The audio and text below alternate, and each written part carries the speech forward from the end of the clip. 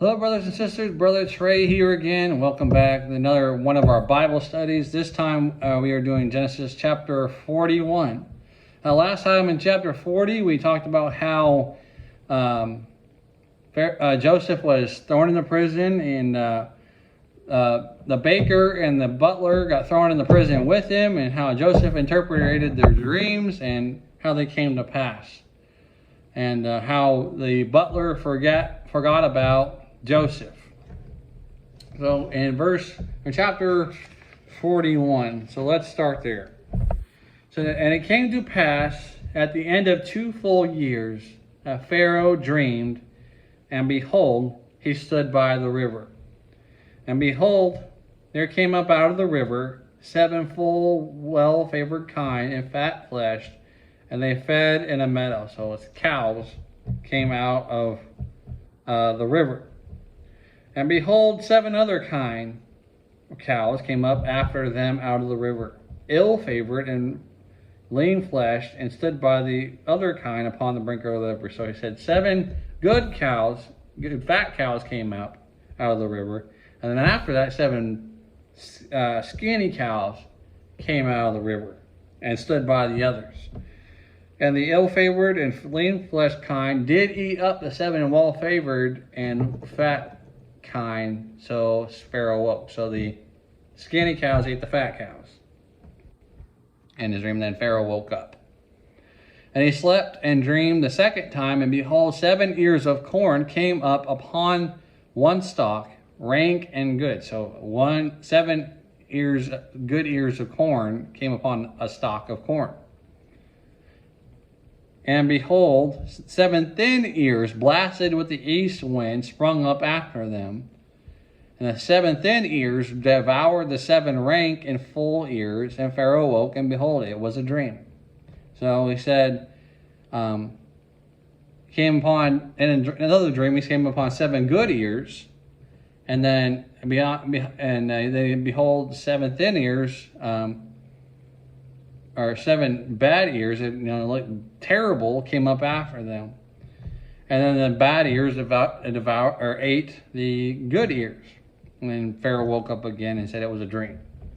And it came to pass in the morning that his spirit was troubled, and he sent and called for all the magicians of Egypt, and all the wise men thereof.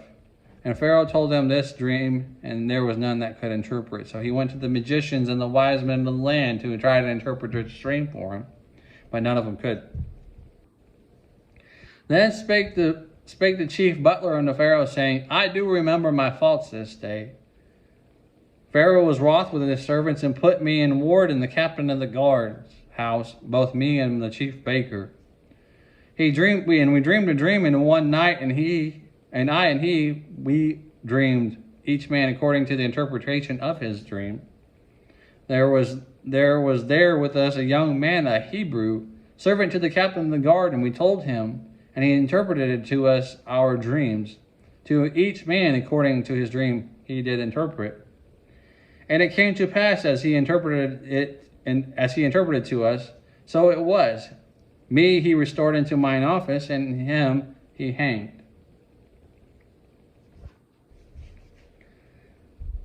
Then Pharaoh sent and called Joseph, and then they brought him hastily out of the dungeon. And he shaved himself, and he arranged his raiment, and came in unto Pharaoh.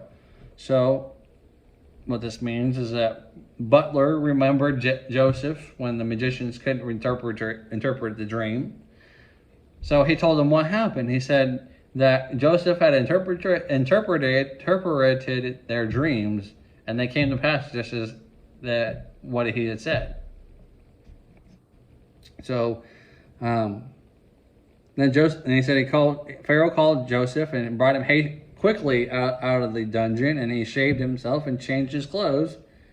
He cleaned up because he'd been in the dungeon for quite a long time, so he probably never shaved. So he had long hair and a long beard and stuff. So, and probably some pretty gnarly clothes. So he needed a bath.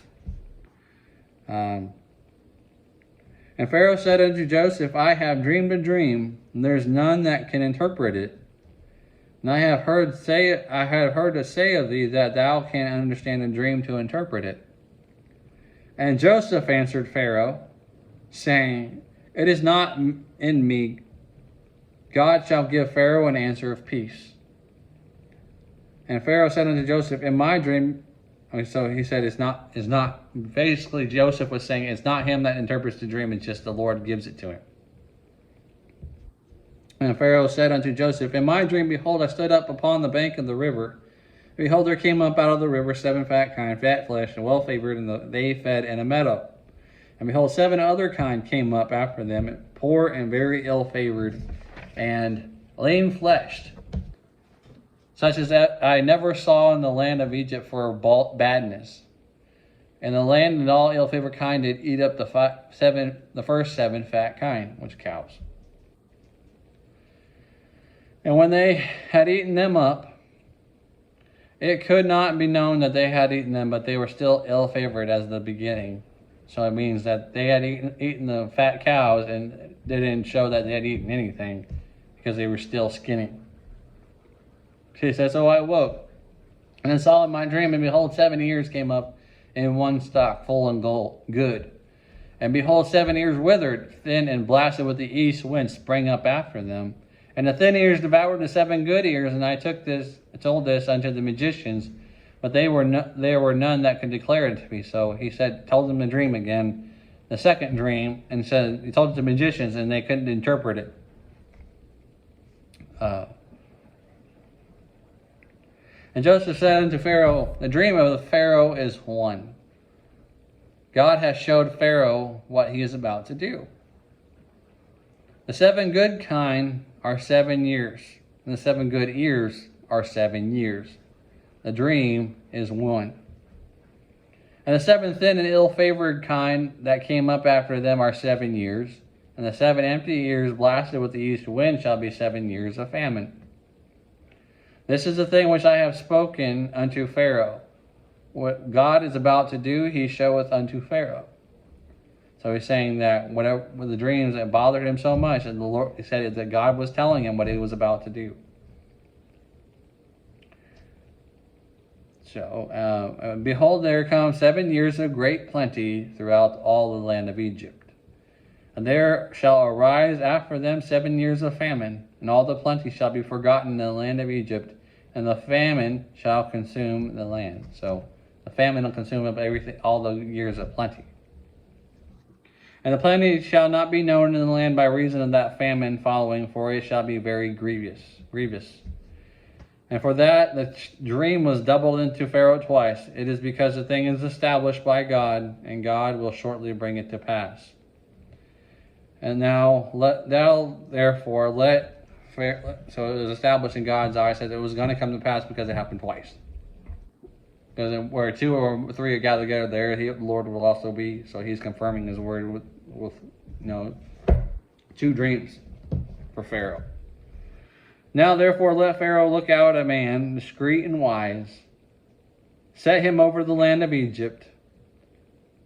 Let Pharaoh do this, and let him appoint officers over the land, and take up the 5th part of the land of Egypt in the 7 plenteous years, and let them gather all the food of those good years that come, and lay up corn under the hand of Pharaoh, and let them keep food in the cities. So he's telling Pharaoh what he should do. He said, appoint a man or an officer over it to govern over the land at the time of plenty and time of famine. And it says, appoint officers over the land, take up the 5th part of the land of Egypt in the 7 plenteous years. So take up a 5th part of the harvest and set it up for the time of famine. Right? So, and let them gather all the food of those good years that come, and lay up corn under the hand of Pharaoh, and let them keep food in the city. So to store it up for the time of famine. And that food shall be stored to the land against the 7 years of famine, which shall be in the land of Egypt, that the land perish not through the famine. And the thing was good in the eyes of Pharaoh, and in the eyes of all his servants. And Pharaoh said unto his servants, Can we find such a one as this, a man in whom a spirit of God is? And Pharaoh said unto Joseph, Forasmuch as God hath shown thee all this, there is none so discreet and wise as thou art. Thou shalt be over my house according unto thy word, shall all my people be ruled. Only in the throne will I be greater than thou. And Pharaoh said unto Joseph, See, I have set thee over all the land of Egypt. And Pharaoh took off his ring from his hand, and put it upon Joseph's hand, and arrayed him in vestures of fine linen, and put a gold chain about his neck. He made him to ride in the second chariot which he had, and they cried before him, bowed to the knee, and made him ruler over all the land of Egypt. And Pharaoh said unto Joseph, I am Pharaoh, and without thee shall no man lift up his hand or foot in all the land of Egypt. So, because Joseph interpreted the dream, because Joseph was already saying through the Spirit of God that, how to do things, that he says nowhere in all the land does he believe that, he can find anybody with such wisdom and anybody filled with the Spirit of God. So he chose Joseph to be his second command, to be ruler of all the land during this time of famine. Said only one greater than Joseph would be Pharaoh himself.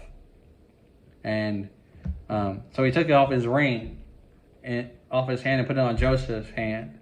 And he put fine linen clothing on him, and put a gold chain around his neck. So he's blessing him, making him look the part as a ruler, right? And but nobody recognized him, and you'll see that later. And people bowed the knee, and they made him ruler over the land of Egypt. And it says, without you, no man shall lift up his hand or foot in all the land of Egypt. So he was ruler under Pharaoh, though. And Pharaoh called Joseph's name Zephnath-Paneah, and he gave him to wife Asenath, the daughter of Potiphar, priest of On, and Joseph went over all the land of Egypt.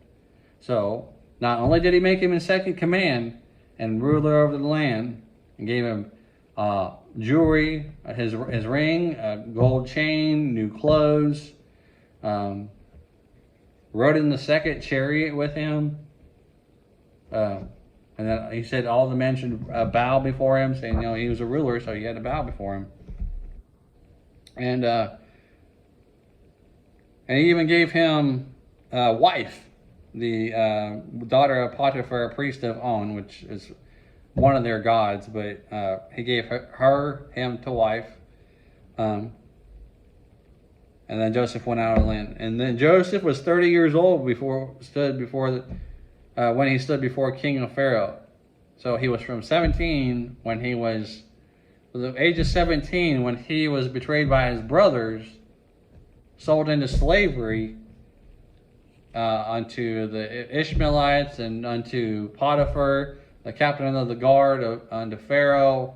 And then when he went, he had spent at least 2 years in prison, and probably even longer.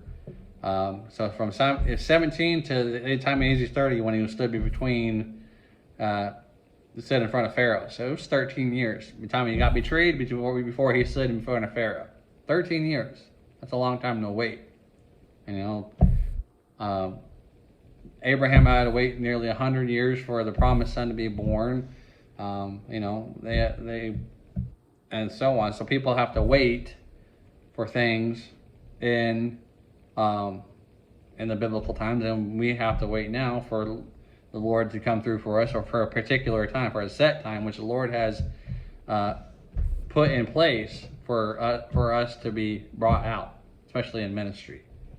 So, and Joseph was 30 years old, stood before the Pharaoh, king of Egypt, and went out from the presence of Pharaoh and went out through all the land of Egypt. So he went out from the presence of Pharaoh and went out through all the land of Egypt. So in the 7 plenteous years, the earth brought forth by handfuls, so by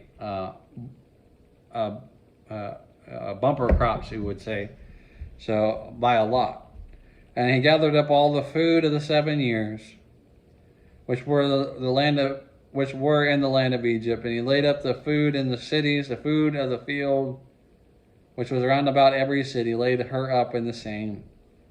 And he gathered up the corn as the sand of the sea, very much until he left numbering, for it was outnumbered. So it was so much of the harvest that he couldn't even count it. Was unable to number it because so much came in. So he had to store some up. It was to overflow pretty much. He said, as the corn as the sand of the sea, very much was being left without number, for it was without number. And then to Joseph were born 2 sons before the years of famine came, which Asnath, the daughter of Potiphar, priest of On, bore unto him. So she gave birth to 2 sons for him. The Lord blessed him with 2 sons. And Joseph called the name of the firstborn. Sorry, that past page. No, it did. And Joseph called the name of the firstborn Manasseh, for God, he said, had made me forget all the toil in all my father's house. So he named him.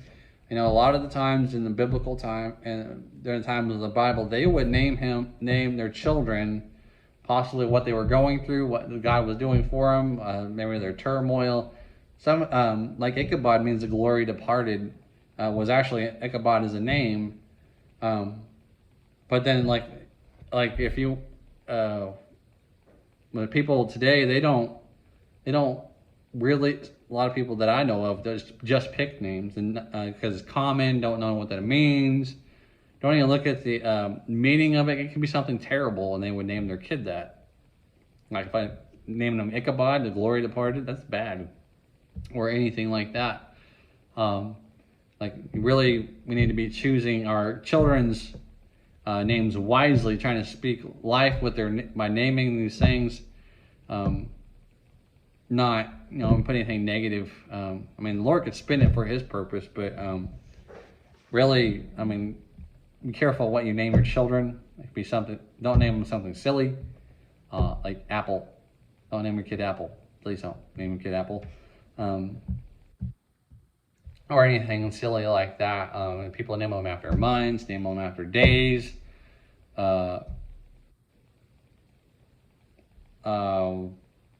Seasons, because I can't come up with anything original, or looking up, and like a lot of people name their kids Bible names, but without looking up the interpretation of the name, and it seems kind of foolish to me. It's doing things blindly, not willingly. So please look up the meaning of names before you name your kid, your child, something. Please. So continuing, and the second, so he named his child Manasseh because of he said that made him forget all my toil in all my father's house. So he made him forget about his past, to forget of all his problems, forget about the bad things, because the Lord is blessing him because he had pulled him out of the pit. He was the second in command. The Lord, Pharaoh was blessing him with a wife. His wife blessed him with children. He was doing what the Lord brought him up to do. He wasn't in a place of turmoil. He wasn't in prison anymore. He was free in second command. So how great can that be? Bringing you out of the pit to be second command. Excuse me. How amazing might that have been for Joseph? A long awaited time. 13 years is a long time. So anyway, and the name of the second called he Ephraim, for God had caused me to be fruitful in the land of my affliction. So he's saying God had caused him to be fruitful. The first one, Manasseh, God had made me forget all my turmoil, all my toil, and all my father's house. So all my troubles. All his troubles were away. He was he knew the plague, he knew the famine was coming, but he had forgotten his past, his the bad things of his past. So he was, probably joyful at this time. And then Ephraim, God caused him to be fruitful in the land of his affliction. So his land of affliction is a place of where he was a slave, right? He was sold into slavery, sold to Potiphar, and then thrown into prison, and then that's called affliction, being in slavery. But then he got raised up to be second in command. So I don't think he was a slave anymore, don't you think? He was a ruler of the land. That's not slavery. That's freedom. He was second to Pharaoh, of course, but he was a leader in the land. Now that's honor, right?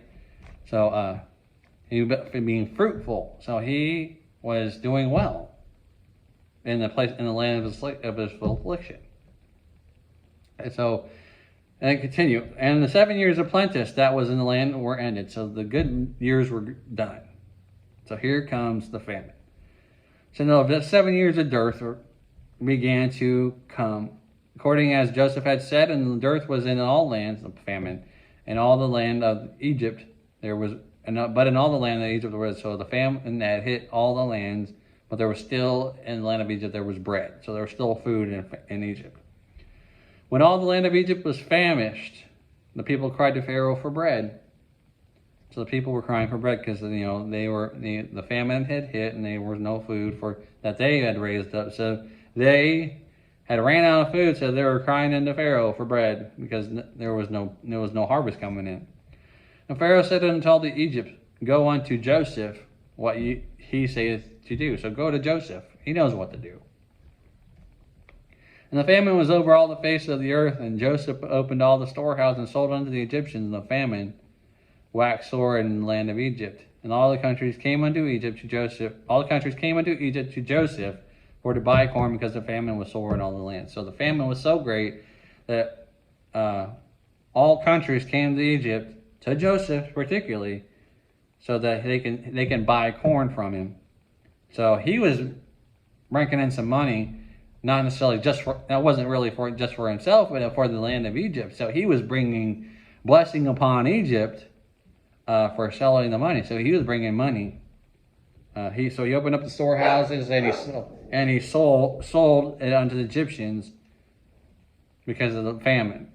So he was making money by selling corn, selling grain, selling food when there was a lack in the land. So the Lord was blessing him financially and blessing Egypt financially because of selling the grain. So that's the same with his father. It was because he was serving as governor of the harvest and the overseer over the storehouses.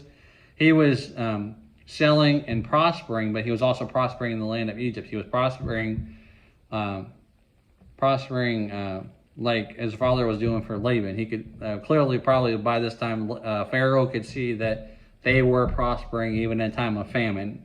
So it was good, right? So they can see the favor of the Lord probably by this time on him, not only because of the Spirit of the Lord, because he was able to use his gifts to interpret the dream and being led of the Lord through this time. But he had, like I said last time, there rose such a time for the need for his gifts. But the butler remembered Joseph at this time, for such a time as this, that he was raised up, because normally when we talk about Esther, she was raised up for what Mordecai said to Esther. She was raised up for such a time as this. This was Joseph's time. He was raised up for such a time as this. So he raised him up to interpret the dream. So your gifts make room for you, and then people learn of your gifts. The butler and the baker knew of Joseph's gift of interpreting dreams, but the baker had died, got hung, unfortunately. But the butler remained alive and was set in the right position next to Pharaoh. When it's in the right position to remember Pharaoh to remember Joseph at the right time, to tell Pharaoh of Joseph's gift. So Pharaoh had the authority to pull him out of prison, pull him out of that pit or that prison, to inquire, to use his gift, because he needed that gift. And it was important at that very time that he get raised up so he can oversee and govern over the time of famine, because the Lord had gave him that kind of wisdom and understanding and strategy, knowledge of strategy through the Spirit of God to be able to govern over the storehouse, and when they pull in the plenty and be able to distribute it during a time of famine.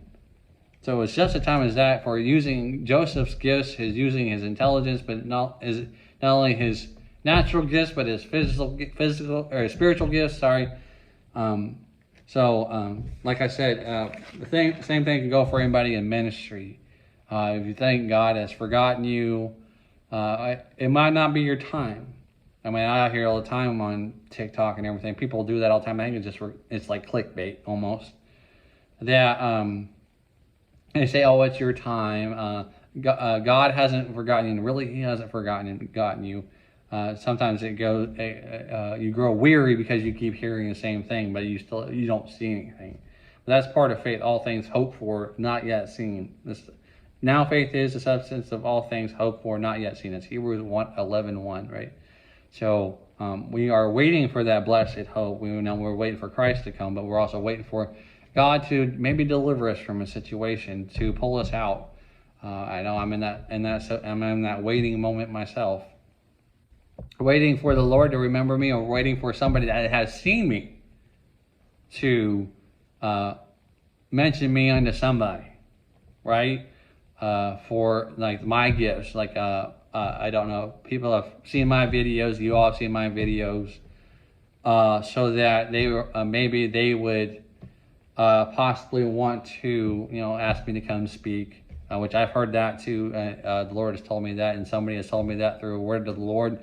Somebody would ask me to call upon me to come speak at their church or function or whatever, but I'm waiting for that time. I'm not going to force that time. I can't.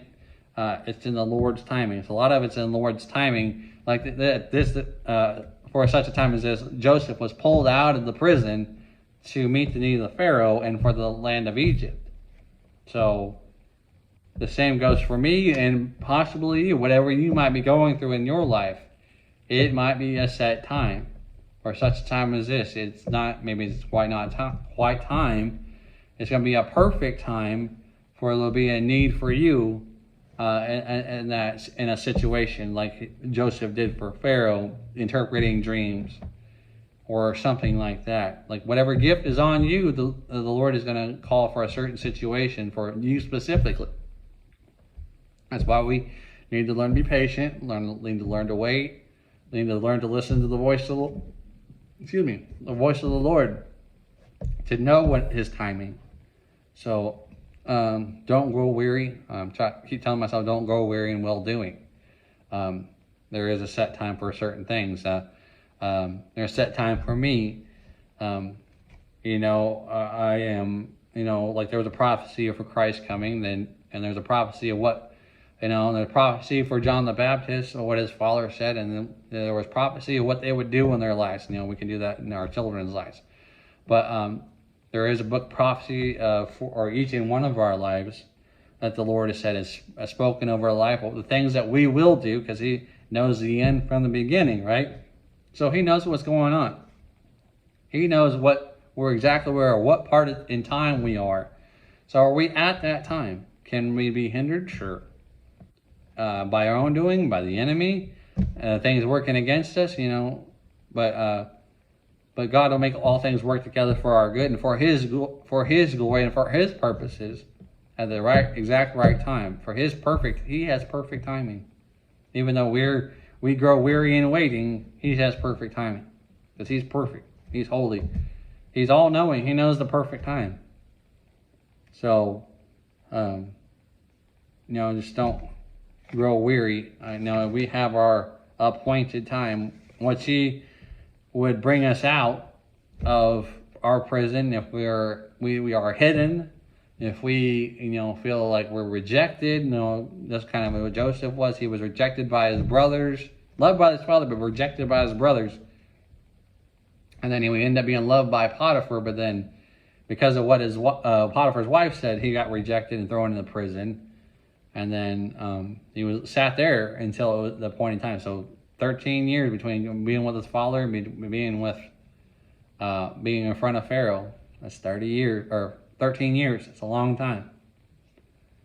So, think about it. 13 is the baker's dozen. So 13 years before he was in front, close to the baker. That's kind of, or a dozen. It might have been a dozen. It was a couple of years before. I think a couple of years before Butler remembered him. So it may have been in 10, 11 years before he said 10, 11 years he was in there, and before he met the Butler and Baker, and then 2 years he had to wait until Butler remembered him for the time of famine. So there is a time to wait, but our times do come, right? So for the Lord to use us, to use our gifts, that perfect timing, to where our specific gift will be needed, will be seen, and will be needed. Okay. It was needed for the Butler and Baker, right? So they needed to know the interpretation of their dreams. So he ministered to them, but then Butler finally remembered him, and told Pharaoh how he had helped him. So Pharaoh, who had the authority to pull him out, to give the say so, give him a yes, to open that door for him. Well, Butler opened the door for him because he knew of the gift, but knew who Joseph was. But Pharaoh had the final say, right? Had the final say of whether to pull Joseph out when he needed him. So the Lord has a final say, for one, as the Lord has a final say. He worked it all out. And then Pharaoh, the ruler of the land, or our leader, it might be a church leader for anybody in ministry is waiting for their open door, right, to go speak. So it's the person that you may be waiting on that it's probably seen, possibly me, doing videos, or performing, using your. I do this video. I do teachings and stuff like that online on YouTube and on social media. It takes that one person, like the Butler, to see your gift, to see what you can do. It could be healing, could be praying over somebody, could be prophesying, could be anything. Musicians could be singing or anything like that, and then they remember you when there is a need. Like, oh, we need say like you are gifted in singing, but you need a worship leader. Or you can play an instrument, but you need somebody to play in the band. Somebody has seen you. But then they remember you and speak to like your head pastor or something, your leader in your church, saying, oh, hey, this is this person, would you bring them in? Or maybe it's the season your church is in, that maybe the person that's speaking, or a person that's saying, or that the gift that they need is perfect for the season that particular church is in. Maybe it's a season in the church as a corporately that gift is needed. That the Lord will bring you out, bring you out from the hidden place, from the prison where you're not seen, but people know. I've seen it in your prison season. Has seen that gift, or seen your gift in action. That they will remember you at an appointed time and bring you before the leaders, so that they would bring you out. So to call upon you to come out, right? So he sent for Joseph, right? Pull him out of prison to clean him up.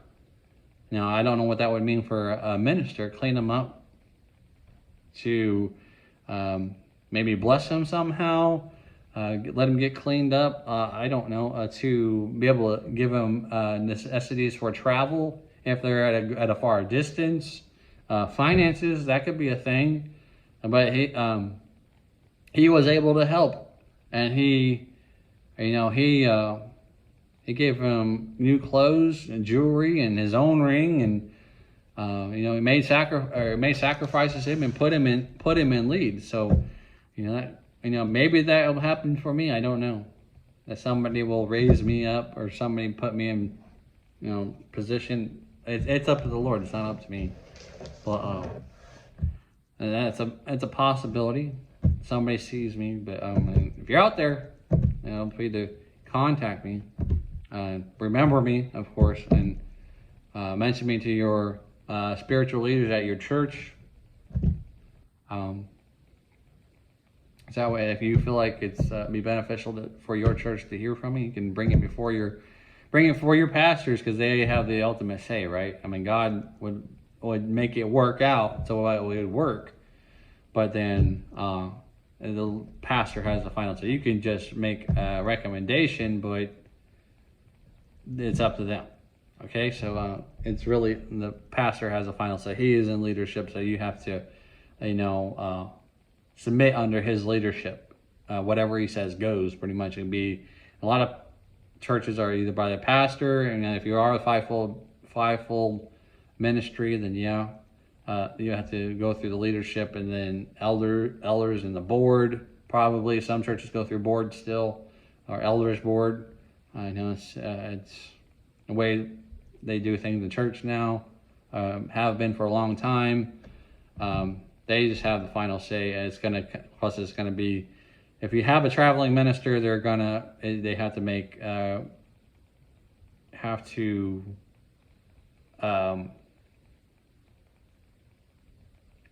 a way for him. They cleaned up Joseph and shaved him and gave him clean clothes. They changed his raiment and everything, shaved him, and got him ready to prepare him to be in front of Pharaoh. But like for traveling minister, hotel costs, make sure the person has a way to get there, or travel. You take a train, plane, or gas money for their personal vehicle, hotel room. What are they going to eat? Maybe they don't have money to eat. Maybe they'll take them out to lunch or something, or whatever, just to cater to their needs while they're there, just for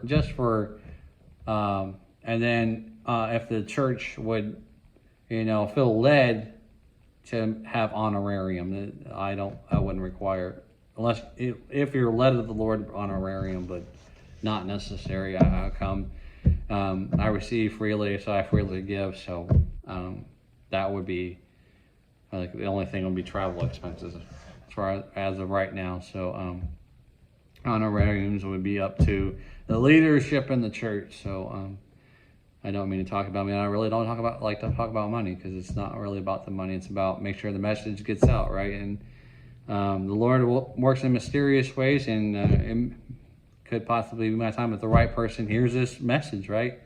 So if you have been blessed, I hope it has blessed you. I hope you've learned something. If you are in full-time ministry and waiting for the Lord to pull you out for that appointed time, then hang in there. You may feel like you're in prison, but He has forgotten you. He's not forgotten you. He remembers you. He can't forget you. He's never leave you nor forsake you, right? No matter what situation, maybe it's a final situation, He'll remember. He'll bless you somehow. Don't lose heart. Don't grow weary in well doing. Just keep going. Keep having faith. And He, call upon the name of the Lord in time of trouble. He will rescue you. Keep calling. Keep praying. Keep fast if you feel led to fast. Whatever you feel fast. I can't tell you what the fast is between you and the Lord. And then if you're waiting for financial, it could be very well that maybe you need to give a financial blessing, sow a seed somewhere. You just pray to the Lord for it. Maybe you need to pray to the Lord for it, where you can give. Maybe that'll have your breakthrough on the back end of it. So I hope that this has blessed you. Hang on if you're waiting on something, waiting on the Lord. He hasn't forgot about you. Well, in this case, the Lord didn't forget about Joseph. The butler did. So, but He finally remembered him. Okay, so he brought him to the forefront in a time of need. So maybe it has to be a time of need for your particular gift. So just hang on there. Your time's coming. Okay, so be blessed in Jesus' mighty name. Amen.